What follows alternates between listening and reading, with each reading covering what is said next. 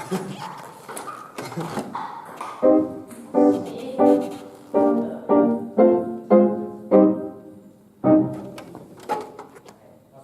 my name is Robin Thompson. I'm a researcher at the University of Oxford in the UK, and my research is about looking at different patterns. So in particular, I use mathematics to analyse different patterns, and these can be patterns in different scenarios. So one of my main interests is looking at infectious disease epidemics, so using mathematics for analysing patterns of infectious disease. But I'm also interested in the interface between mathematics and also the arts. So yeah, I can explain more about this perhaps if you like. But yeah, mathematics and the arts, and I think the main underlying feature of both is the idea of patterns. So I would argue that both of them are quite beautiful because of the underlying patterns.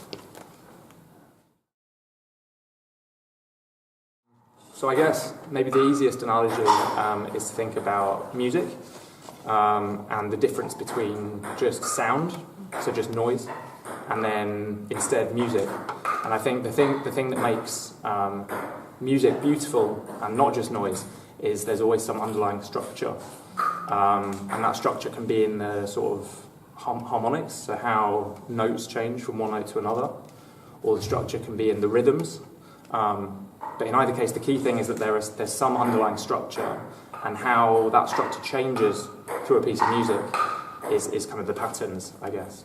And mathematics can be used, in fact, I can give some more examples later, but mathematics can be used to construct the structure that will then be used, that can then build a piece of music that then sounds beautiful.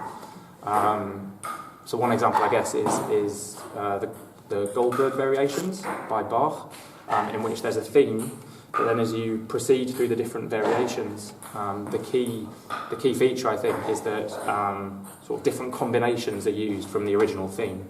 So that could be a manipulation of the rhythms, or it could be a manipulation of the harmonics, and that's what changes through each of the different variations. So I guess that's what I mean. I mean some underlying structure, and that's also true in mathematics. So mathematics isn't just numbers or adding up. Instead, it's some underlying structure. Maybe it's looking at different symmetries, so how things are symmetrical, or other things. But it's all about some structure. That's the important thing, I think. So Oxford is... I love Oxford. It's made up of different colleges. So there are 30-something different colleges. The college that I'm in is Christchurch. This is quite a cool college because the dining hall is cool for many reasons, but one of the reasons is that the dining hall, so where we have dinner every day, is where they filmed the dining hall in Harry Potter. So everyone finds it quite popular for that reason. But I think one of the reasons that I loved Oxford, so I went to Oxford when I was a student. One of the reasons that I loved Oxford was partly obviously that the teaching was very good and the place was very beautiful. But one of the other reasons that I found Oxford particularly good for me is that within each college you have students from all different subjects. And so it wasn't just that I was in a college with just people doing maths, but there were also people studying music, studying history, studying lots of different subjects, and that was really good because it meant that I could have conversations with people from lots of different backgrounds. So I think, to kind of expand on that a little bit, I guess, when I was growing up, in the UK education system, quite early on I had to make a choice. And the choice was between doing the sciences on the one hand and then doing the arts on the other hand. And I think this is based on what I said before about there being so many similarities between maths and music, for example. Having to choose is maybe a difficult choice and quite an unfair choice. I suppose for some people it's an easy choice because some people really hate maths and so they just want to do arts, and maybe that's fair enough. But for me it wasn't like this. So for me, I really enjoyed both, lots of artistic subjects and also languages and also maths. And so I guess because I was probably slightly better at it. You heard me playing the piano before, so because I was better at it, I went more down the kind of maths route. But then going to Oxford was kind of then a reopening in that I could then explore music again as well as doing maths, and I could kind of combine both my interests in one place. So that's one of the kind of key features, I think, of Oxford that's really, really beneficial, I think, for someone like me when I was a student. What else can I say about Oxford? There are 30-something different colleges. Some of them are very old, like Christchurch. Some of them are very new. It's very similar to Cambridge, which I guess is the other big, the other one of the top 2 universities, perhaps, in the UK. So what I would like to do is, the first thing I'd like to do is explore Japan some more. So already I've been to quite a few different places. So I went to Fukuoka last weekend, which was great. I'm going to Tokyo next week, hopefully avoiding typhoon, hopefully. And then, so work-wise, I've been interacting with lots of people in the studio. I've been talking with them about sort of kind of what we've just been talking about, I guess, sort of interactions between maths and music. Something I want to figure out is whether, so I have a theory which is that people that study maths are more likely to also be good at music. So this is my theory before I arrived, but when I talk to people, everyone says, oh, I hate maths. So maybe that's not true. But I think, I still believe that maybe it's true.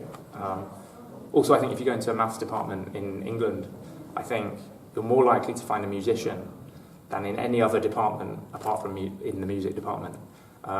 So that's a couple of things. I've also been exploring lots of artistic opportunities in Sapporo. I've been very impressed actually at the amount of different artistic events. So I went to an art installation in a park, for example, that was really cool. Something that took my eye was there was this amazing geometrical object, which was art, of course, being in an art installation, but also was quite mathematical and quite a sort of geometric thing. So that was really cool. I went and heard some piano music, so some students playing Chopin, which was amazing, and they were much, much better than me at the piano, so it was amazing, really, really good to hear.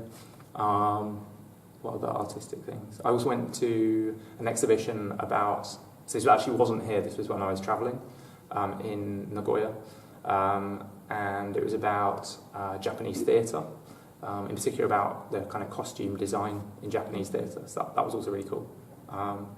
So my main plan is just to learn lots and lots about art in Japan. I'd also, going forwards, like to write a magazine article about, because since I've been here I've learned lots of different things about the use of mathematics within music, and so it'll be quite cool. So initially I was planning to write a magazine article about whether mathematicians are more likely to be good musicians than the average person. But now I think my interest or something else that's interested me is how maths can be used to actually make music. And there was another really cool artist staying here when I first arrived who he kind of builds videos but also composes music and puts them together. And I think he and I were maybe interested in similar things, so in patterns and this sort of thing. So for the rest of the time, so it's not very long left, so I'm leaving, sadly, on Tuesday, so only 3 more days. So there are lots of things that I haven't done in Sapporo that I still want to do. The main one is that I want to climb Mount Moiwa, which I couldn't before because of the earthquake, so the paths were shut. So I definitely want to do that this weekend. It's very important. Also, I've tried onsens in Japan, but I haven't been to. Everyone says I should go to Josanke onsen or to Hohekyo onsen. Yes. Yeah. So everyone recommends these, so maybe I also try that.